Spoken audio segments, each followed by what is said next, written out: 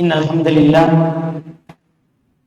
nahmaduhu wa nasta'inuhu wa nastaghfiruh wa na'udzu billahi min shururi anfusina wa min sayyiati a'malina. May yahdihillahu fala mudilla lahu wa may yudlil fala hadiya lahu. Asyhadu an la ilaha illallah wahdahu la syarika lahu wa asyhadu anna Muhammadan 'abduhu wa rasuluh sallallahu alaihi wa ala alihi wa ashabihi wa man tabi'ahum bi ihsan ila yaumiddin, amma ba'd. Alhamdulillah, kita lanjutkan lagi kajian kitab Bulughul Maram min Adillatil Ahkam karya Al-Imam Al-Hafidz Ibn Hajar Al-Asqalani rahimahullahu ta'ala. Kita masih di pembahasan alhamdulillah bab tentang sholat Jumat. Kita berencana akan selesaikan di malam hari ini tentang sholat Jumat ini, karena sisa beberapa hadits penutup dan sebagiannya sudah lewat disinggung fikihnya. Seperti ini hadits 451 itu sudah kita bahas di hadits nomor 432 terkait dengan jumlah makmum dalam mengadakan sholat Jumat. Kita baca apa yang belum sebutkan. Belum berkata, wa an Jabir radhiyallahu ta'ala anhu qala madhatis sunnah anna fi kulli arba'ina fasahida jum'ah rawahu Darqutni bi isnadin dha'if. Kata beliau dari Jabir radhiyallahu ta'ala anhu, beliau berkata, telah berlalu sunnah, artinya telah tetap dalam sunnah Nabi bahwa di dalam setiap 40 orang lebih maka harus ada Jumat. Ini riwayat Imam Ad-Darqutni tapi dengan sanad yang dhaif, kata Imam Al-Hafidz Ibnu Hajar. Dan memang dhaif karena di dalamnya ada rawi bernama Abdul Aziz Ibn Abdurrahman Al-Balisi. Berkata Imam Nasai tentang orang ini, laisa bithiqah, tidak terpercaya dalam menukil hadis. Bahkan lebih keras daripada itu, Al-Imam Ahmad rahimahullah ta'ala mengatakan ini orang suka memalsukan hadis. Ini Abdul Aziz Ibn Abdurrahman Al-Balis.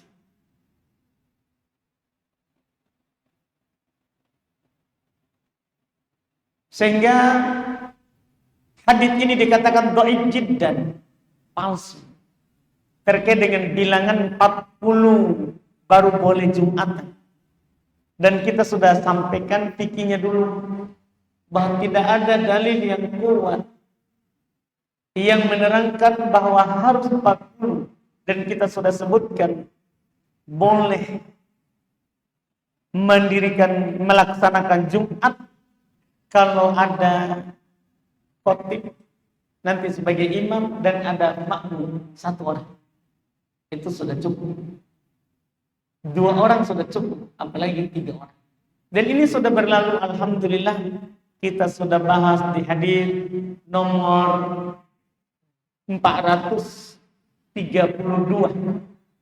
masalah ini di awal-awal pembahasan sholat Jumat.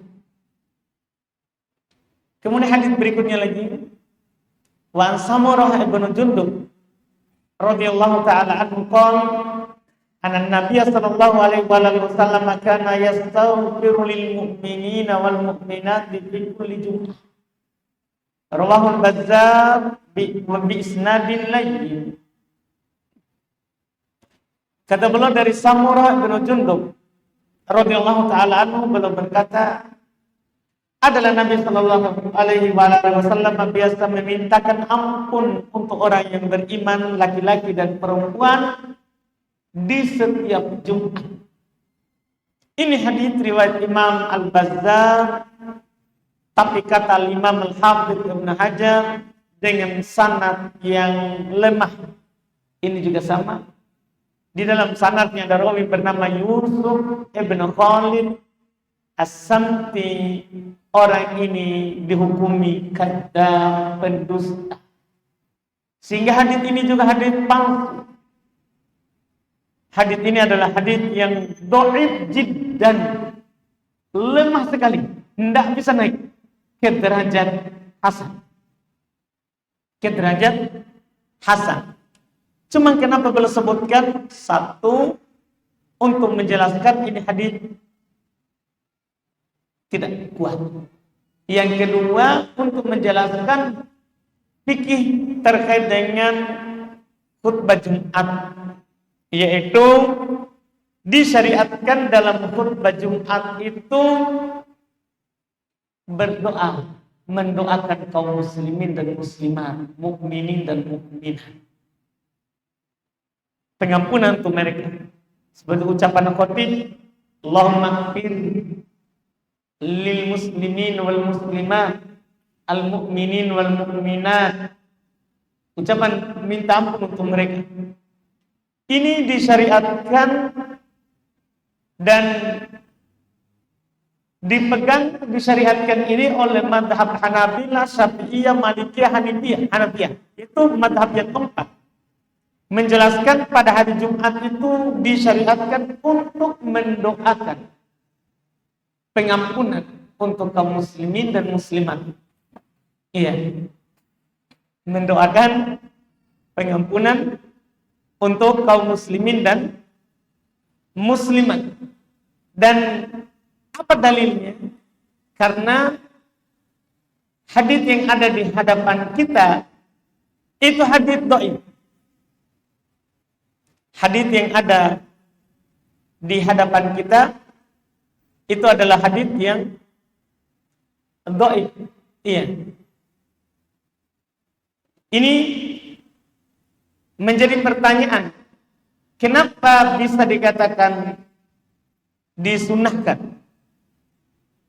sementara hadisnya dhaif? Maka jawabannya adalah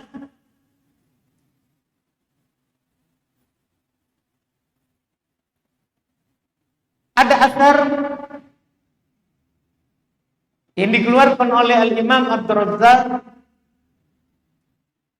Dia nukil dari Ibnu Juraij, dari Ibnu Syihab.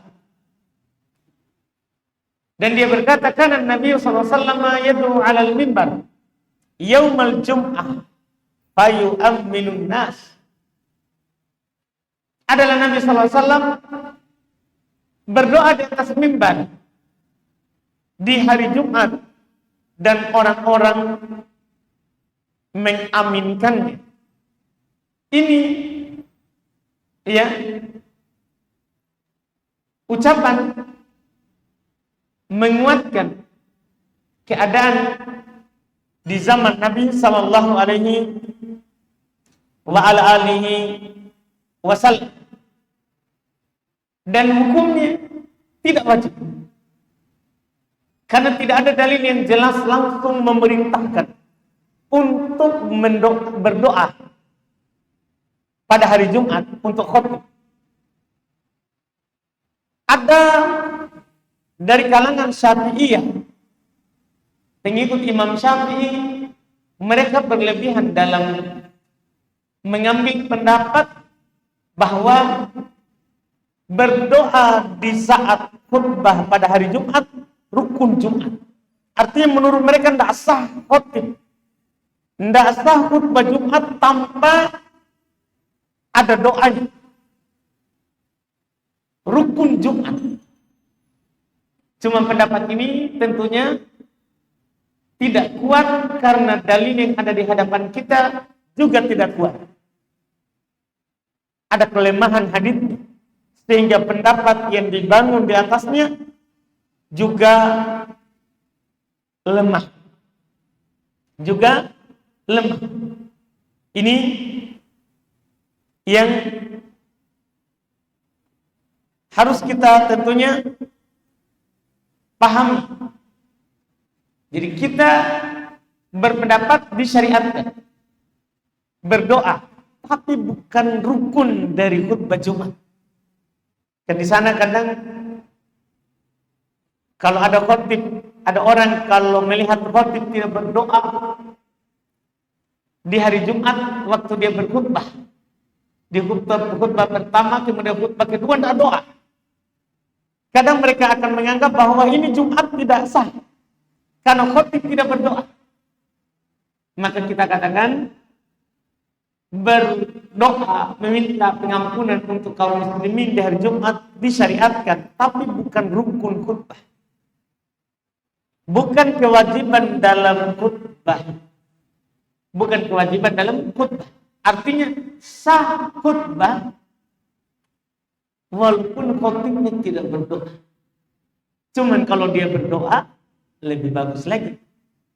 Karena ini dinukil dari keadaan salaf sahih dari mereka bahwa mereka berdoa di hari Jumat ketika mereka berkhutbah di samping mengingatkan orang. Ini dalam masalah berdoa. Kemudian disyariatkan bagi makmum untuk amin. Jadi boleh mereka aminkan. Kalau khotib berdoa boleh mereka aminkan. Mereka ucapkan amin. Itu yang disinggung juga oleh para ulama kita. Dan dari kalangan Hanabilah, pengikut Imam Ahmad, demikian pula Malikiyah, pengikut Imam Malik, mereka katakan sunnah dia amin dalam keadaan sir, dia tidak keras, dia lafazkan tapi tidak keras, supaya dikompromikan dengan larangan berbicara pada hari Jumat saat khotib berkhutbah. Jadi dia aminkan tapi sir, bergerak bibir, bergerak bibir. Ini juga ada sisi kekuatan juga, alhamdulillah ya, supaya semua kita amalkan, aminkan, kita amalkan. Kemudian tidak berbicara saat khotib khutbah juga kita amalkan. Ini terkait dengan mengaminkannya. Kemudian hadis berikutnya lagi, ini juga sudah pernah lewat di hadis sebelumnya. Kata beliau Jabir bin Samurah radhiyallahu taala anhu qala anna Nabiy sallallahu alaihi wasallam kana fil khutbah yaqra'u ayatin minal Qur'ani yudzakirun nas. Rawahu Abu Dawud wa asluhu fi Muslim. Kata beliau dari Jabir bin Samurah radhiyallahu taala anhu, beliau berkata bahwasanya Nabi sallallahu alaihi wasallam dalam khutbah belum membaca Al-Qur'an mengingatkan manusia. Ini sunnahnya dalam khutbah. Jadi kalau kita menjadi khotib, kita baca Quran. Boleh kita baca Quran di awal baru kita jelaskan Quran. Demikian pula kata para ulama, baca hadis. Ya, di awal kita baca hadis, kemudian kita jelaskan. Ini sunnahnya dalam khutbah. Dan menasehati manusia. Ini riwayat Imam Abu Daud dan asalnya dalam riwayat Imam Muslim. Dalam riwayat Imam Muslim. Ini sangat jelas, ya, dan ini fikih untuk setiap khatib. Siapa saja yang mau khatib menjadi khatib di hari Jumat, yang dia sampaikan adalah Quran, hadis, bukan cerita. Iya, bukan cerita-cerita, kisah-kisah orang. Iya, apalagi membicarakan dunia. Para ulama menjelaskan bahwa dalam khutbah Jumat tidak boleh bercerita tentang dunia. Maksudnya tentang perkara dunia, tidak ada hubungannya dengan agama. Karena dasar orang datang Jumat untuk mendengarkan zikrullah. Seperti yang disebutkan dalam ayat. Ya ayyuhalladzina amanu idza nudiya lis-sholati yaumil jum'ah fas'au ila dzikrillah. Wahai orang-orang yang beriman, apabila dipanggil pada hari Jumat, bersegeralah kepada dzikrillah. Peringatan Allah, berarti baca Quran, baca hadis, menasihati orang. Nah, ini juga sudah pernah lewat. Nah, kemudian berikutnya lagi, kata beliau, dan ini sudah pernah kita singgung awal sekali pembahasan sholat Jumat. Masalah orang yang wajib hadir Jumat.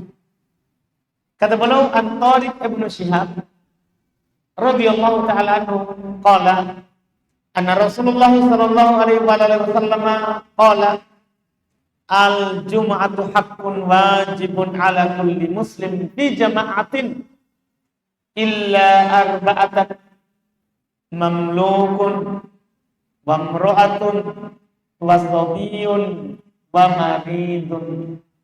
Rawahu Abu Dawud wa qala lam yasma' Tariq minan nabi. Kata beliau diriwayatkan oleh Imam Abu Dawud dan berkata Tariq tidak mendengar dari Nabi, cuma tidak ada masalah karena Tariq ini sahabat. Tariq ini adalah sahabat. Tariq bin Shihab sahabat. Jadi beliau berkata dari Tariq bin Shihab bahasanya Rasulullah SAW bersabda, Jumat itu hak wajib bagi setiap muslim. Jadi Jumat itu dari hadis ini fardu ain bagi setiap muslim. Di jamaah harus dia tegakkan dalam jamaah. Tidak boleh Jumat sendiri-sendiri, harus jamaah.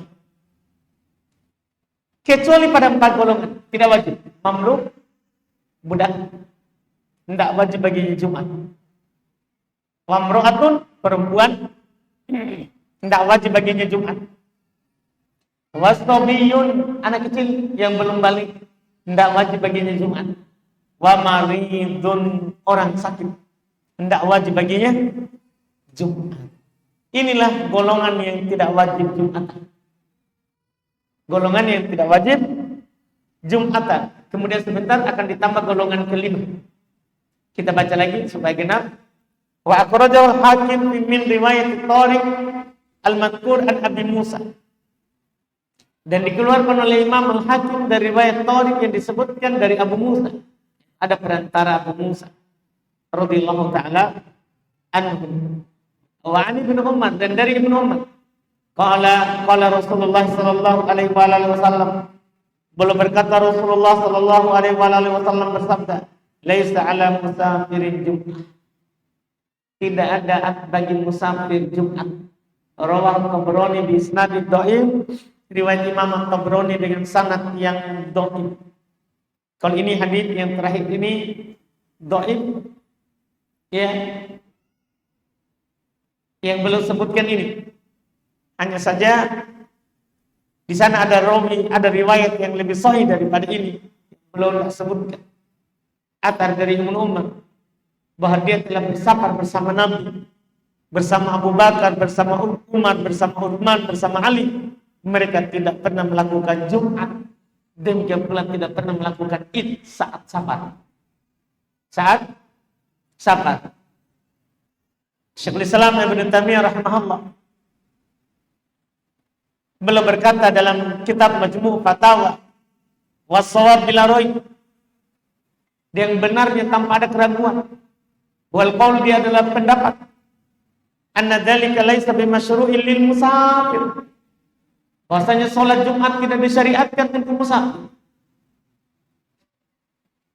Fa inna Rasulullah sallallahu alaihi wasallam kana yusafiru asfarun katsira, sesungguhnya Rasulullah SAW telah bersafar dengan safar yang sering, yang banyak. Pada tamar talata umar, beliau telah berumrah 3 kali umrah. Siwa umrah hajjati, selain umrah haji. Jadi beliau haji 1 kali, umrah jumlahnya 4 kali dengan umrah di waktu haji. Wa hajja hajjatal wada, dan beliau telah berhaji dengan haji wada, haji perpisahan haji terakhir. Wa ma'ahu ulufun mu'allafah, bersama beliau para sahabat yang ikut ribuan. Wa ghaza aktsar min 20 ghaza, Nabi telah berperang, keluar safar untuk perang lebih dari 20 kali perang. Walam yanqul anhu ahadun qat annahu shalla bis safar la jumatan wala id. Masya Allah. Tidak ada seorang pun dari peserta safar yang safar bersama Nabi SAW yang menukil bahwa Nabi pernah melakukan Jumat di safar. Demikian pula itu. Tidak ada penukil. Jadi ini safar dengan safar yang banyak. Tidak seorang pun yang menukil Nabi Jumatan saat safar. Bal kana yusalli rok'atain fi jami'i asbarihi. Bahkan Nabi sholat 2 rakaat pada seluruh safarnya. Jadi Nabi tidak pernah sholat genap ketika safar, selalu jamak qasar. Demikian pula Nabi tidak pernah Jumatan. Cuman siapa yang ikut Jumat sah. Hanya saja tidak wajib. Misalnya tadi, dari golongan tadi, musafir, dia singgah di masjid, orang lagi sholat Jumat, dia ikut, sah. Perempuan, dia lagi di masjid, orang lagi sholat Jumat, dia ikut, sah. Iya, orang sakit, dia hadir di masjid, orang lagi sholat Jumat, ikut sholat, sah. Jadi sholatnya sah. Hanya saja tidak wajib. Jadi bedakan sholatnya sah, hukumnya sama kewajiban atau tidak. Jadi tidak wajib. Kenapa? Dengan apa kita nukil tadi. Nabi telah sholat, telah safar, banyak safar. Kalau kita rinci satu persatu, belum pernah safar di perang Tabuk. Belum tinggal di Tabuk 20 hari. Tidak pernah sholat sempurna. Tidak pernah Jumatan. Padahal 20 hari. Belum safar waktu Fatu Mekah, penaklukan Mekah itu. Belum dari Madinah keluar. Belum sampai kembali ke Madinah tidak pernah sholat sempurna. Dinukil belum safar waktu itu 19 hari. Padahal ke Mekah ini. Iya, tempat yang 100.000 kali lipat perbedaannya sholat di tempat lain. Kalau sholat kita di Madinah kan 1000 kali lipat perbedaannya di masjid lain. Tapi kalau di Mekah, Masjidil Haram Mekah 100.000. Iya, kalau kita mau pikir, kesempatannya kita lagi ada di sini, kan begitu. Tapi kita musafir. Kita diberikan keringanan untuk jamak qasar dan tetap dapat pahala. Karena kan kita tetap sholat, bukan berarti kita tidak sholat. Cuman kita jamak qasar. Jamak qasar. Ini yang disebutkan. Khusus bagi yang disebutkan tadi, tidak wajib Jumatan. Iya. Kemudian hadis berikutnya. Kata beliau rahimahullah, Wa an Abdullah bin Mas'ud radhiyallahu ta'ala anhu qala kana Rasulullah sallallahu alaihi wasallam idza stawa 'alal mimbar istaqbalnahu bi wujuhina rawahu Tirmidzi bi isnadin dha'if wa lahu syahidun min haditsil Bara' bin Inda bin Khuzaimah. Kata beliau dari Abdullah bin Mas'ud radhiyallahu taala anhu adalah Rasulullah SAW apabila telah naik mimbar maka kami menghadap beliau. Riwayat Imam Tirmidzi tapi sanadnya dhaif, bahkan dhaif jiddan, karena ada rawi yang bernama Muhammad ibn Fadl ibn Atiyah. Ini rawi telah dikatakan pendusta, jadi tidak sah. Dan ada pendukung sebenarnya dari riwayat hadits Al-Bara, dari riwayat Ibnu Khuzaimah, dari riwayat Ibnu Khuzaimah, juga ada dalam riwayat Imam Al-Baihaqi, dan disebutkan bahwa ini yang benar ini adalah ucapan para sahabat, bukan dari sunnah yang diucapkan oleh Nabi, bahwa kalau khotib sudah naik mimbar dan berkhutbah, kita menghadap ke khotib, kita menghadap ke khotib. Disebutkan oleh Al-Imam At-Tirmidzi bahwa al-amal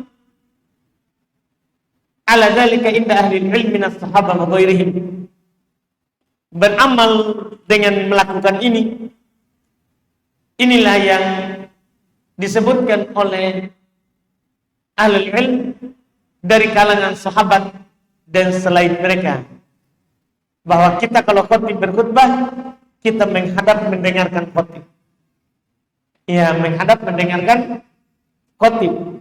Bahkan dinukil oleh Ibn Abdul Bar, tidak ada perselisihan dalam hal ini, bahwa orang-orang yang mendengarkan khutbah, yaitu makmum, itu sunnah, dianjurkan bagi mereka untuk mendengarkan khotib dengan menghadapkan wajah kepadanya.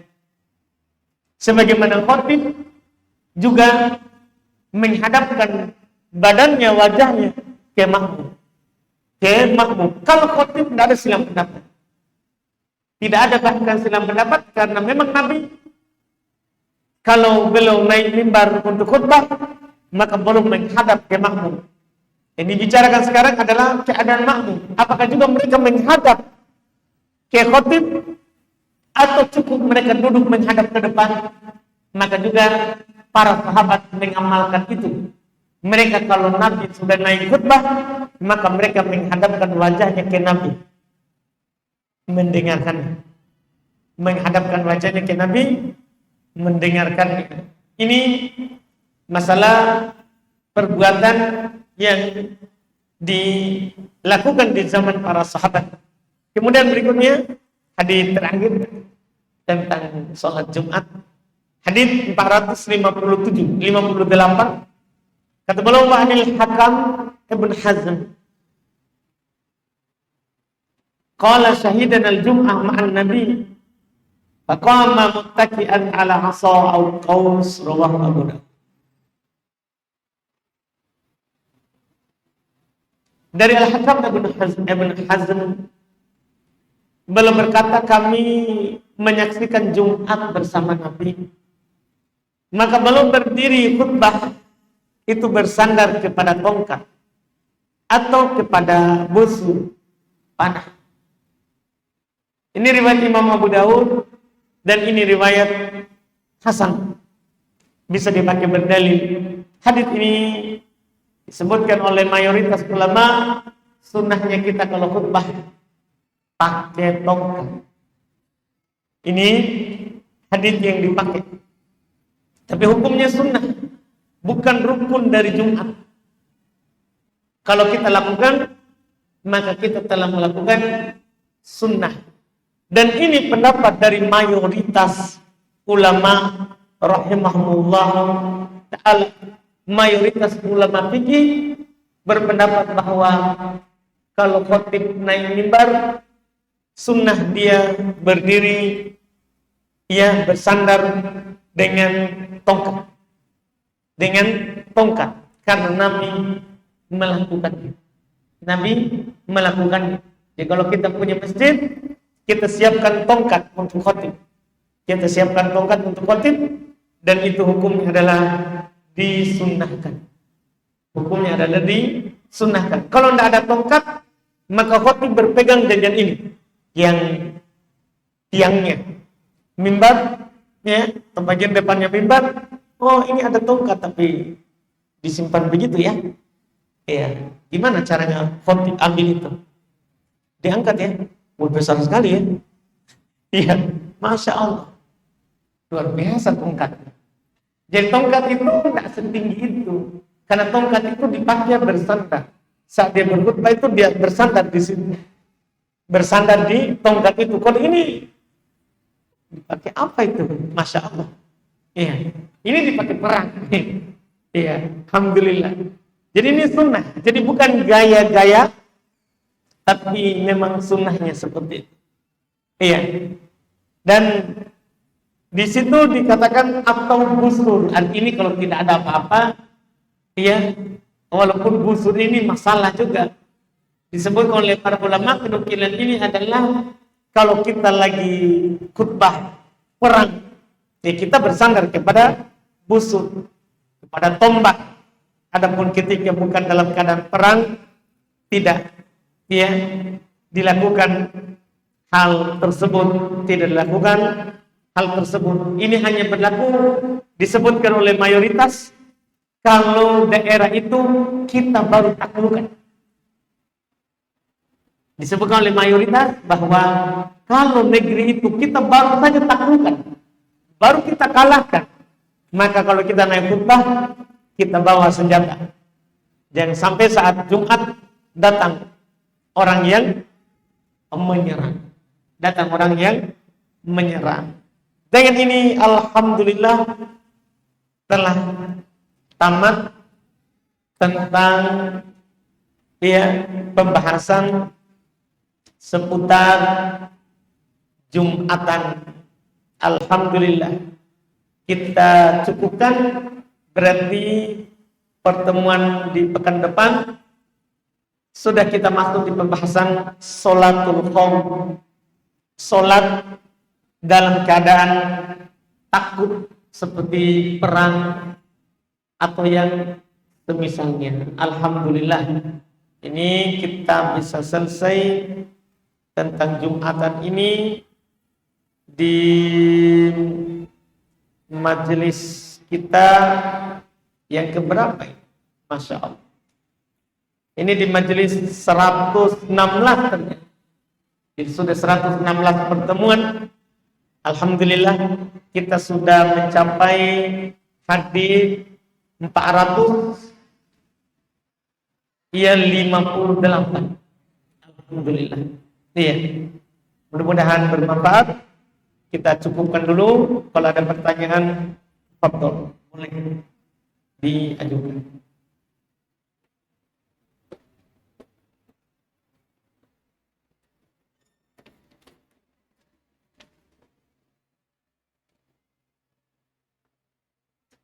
Sini ada pertanyaan.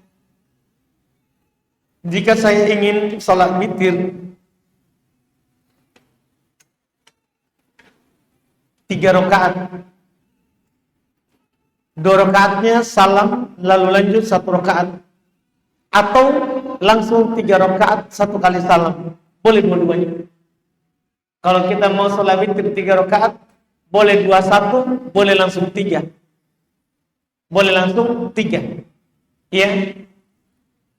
Yang ada perselisihan, dan itu tidak ada masalah. Yang ada perselisihan itu adalah boleh nggak tiba-tiba langsung 1 tanpa 2 sebelumnya. Itu saja yang diperselisihkan. Jadi kita tiba-tiba langsung berdiri sholat 1 rakaat tanpa 2. Itu yang diperselisihkan. Adapun kalau kita sholatnya 2-1, boleh.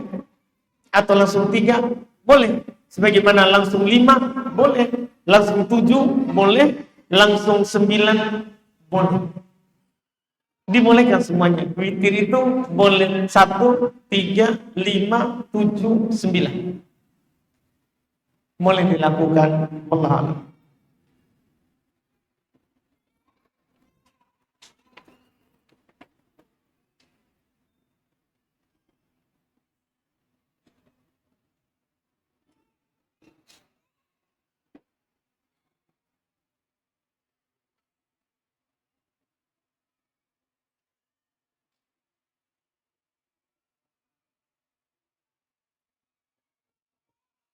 Ini pertanyaan ini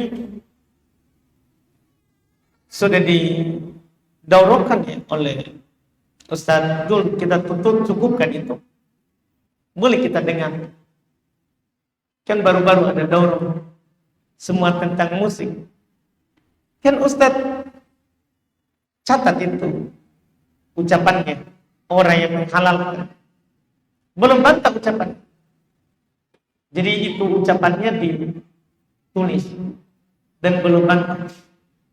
Didorong baru-baru. Jadi bagi penanya silakan didengar supaya kita tidak itu terus dibahas. Ya, sudah cukup kalau ada yang berbicara itu sudah cukup, itu saja yang didengar. Karena selama kita ahli sunnah, pegangan kita adalah dalil Quran dan hadis di atas pemahaman para sahabat, pasti kita sama. Yang masalah adalah kalau kita sudah mulai menengok kepada pendapat selain sahabat. Pegangnya Quran dan hadis, tapi sudah menengok yang dikuatkan oleh selain sahabat, yang berada di masa sahabat, ini masalah. Tapi selama kita punya pegangan satu, bahwa kita dalam beragama, dalam berpendapat, wajib berpegang dengan Quran, hadis, di atas pemahaman para sahabat. Itu syaratnya. Syarat ketiga itu disebutkan oleh Syekh Al-Albani, Syekh Mukbil, bahwa ciri ahli sunnah adalah berpegang dengan Quran, berpegang dengan hadis sesuai pemahaman sahabat.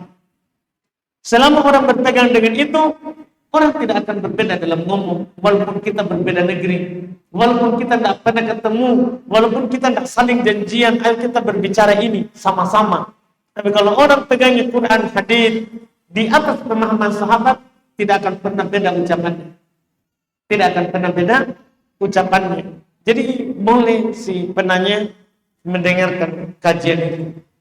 Boleh, dan itu banyak sekali di YouTube yang melainkan di media sosial banyak.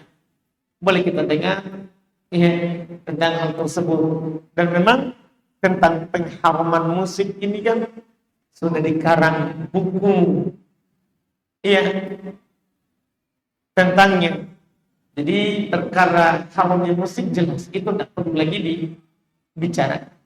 Iya, tidak perlu lagi dibicarakan. Wallah. Ada lagi? Oke. Sini. Gimana kalau kapten kapal kan biasa? Mau kita lama? Ya. Biasa kan dia apa? Dari berbulan-bulan di laut, dari Bau-Bau, Makassar, kemudian Jawa. Bulan-bulan dia dihukumi sahabat, walaupun sudah singgah di kampung halamannya. Cuma singgah saja, tidak turun. Jadi singgah di pelabuhan. Baik. Jadi katanya bagaimana kalau ada orang sebagai pelaut, jadi dia keliling, iya, Makassar, Jawa, kembali lagi. Di kampung pun dia tidak turun, cuman singgah di pelabuhan. Ya, kita katakan bahwa selama dia keluar dari kampungnya, melewati perbatasan kampungnya, dia musafir. Dan kalau dia singgah tadi di kampungnya, kembali mungkin. Jadi hukum safar itu selama dia keluar dari perbatasan kampungnya. Adapun kalau sekarang dia kembali ke pelabuhan kampungnya, mungkin dia sampai ke tempat seperti itu. Ada lagi?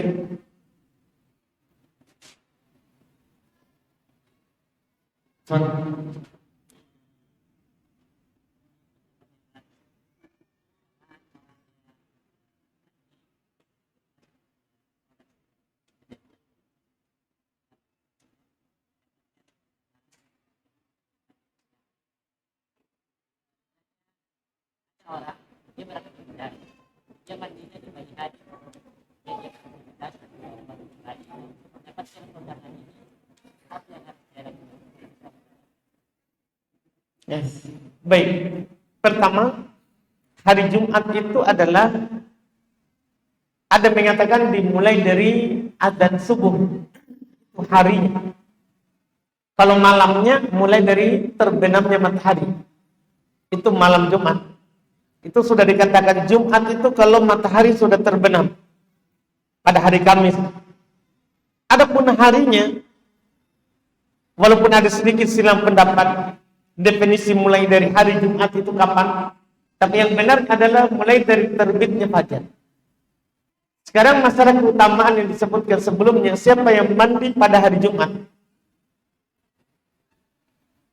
kemudian dia pergi sholat, dia pergi ke masjid, sholat sesuai dengan yang diimamkan, iya, mendapatkan keutamaan diampuni dosanya sepekan dan tambah 3 hari.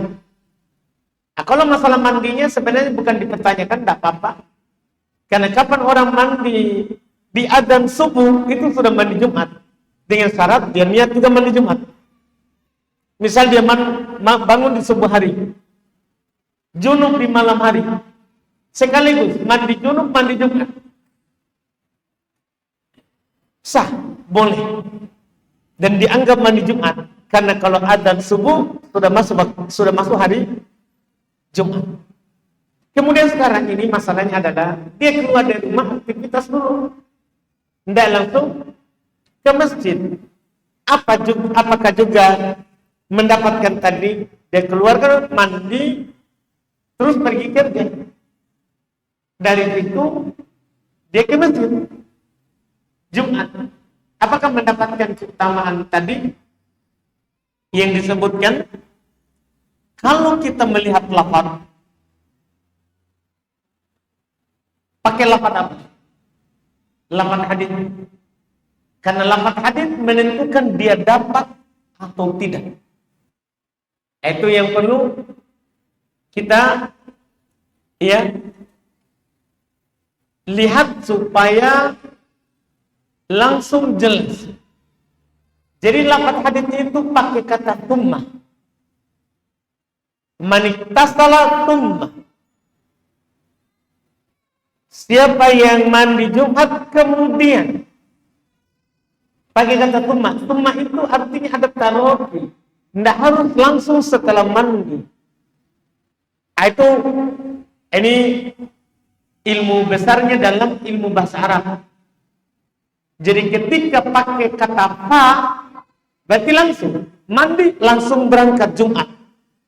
Tapi ketika pakaikan lafaz summa atal Jumat, berarti tidak masalah kalau ada kegiatan lain. Tidak ada masalah dalam hal tersebut dengan menggunakan lafaz summa. Summa itu ada hal lain dilakukan sebelumnya, tidak langsung pergi Jumatan, maka tetap mendapatkan. Yang penting mandi, niatnya mandi Jumat. Apalagi kalau memang keluar langsung pergi Jumat nanti, walaupun ada kegiatan sebelum itu. Itu wallahu alam berdasarkan lafaz hadis tadi. Baik, kita cukupkan. Insyaallah kita lanjut lagi di pertemuan akan datang, tentunya dengan pembahasan yang baru, sholat al-khauf. Alhamdulillah. Subhanallah, alhamdulillah. Asyhadu an la ilaha illa anta astaghfiruka wa atubu ilaik. Assalamualaikum warahmatullahi wabarakatuh.